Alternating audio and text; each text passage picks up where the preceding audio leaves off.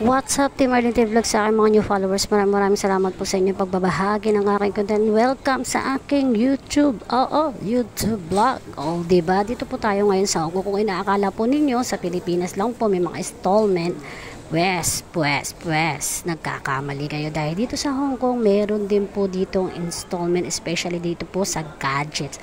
Opo, sa gadgets. So ito po yan mga yarn. Explain ko po sa inyo mga lodi wap. So pasensya na at ako hindi nag-e-edit. So capture talaga to the max ang aking katsikahan.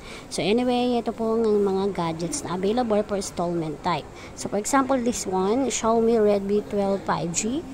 Ayan, so on 24 months, almost items, so is, I think it's 1 year to equivalent ng 24 months. Ayan, so 74, 65, and earn.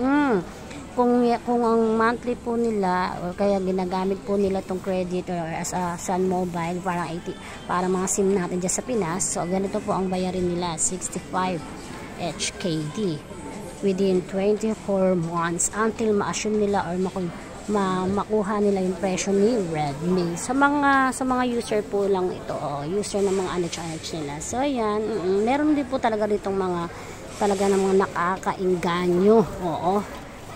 Diba, mga lodi wops. Tingnan nyo naman.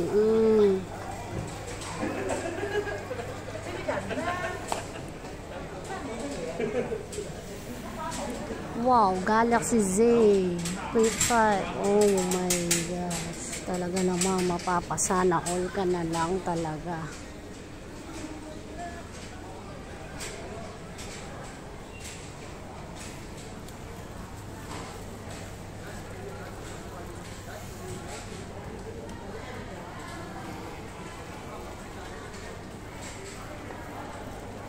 Ito ang owner.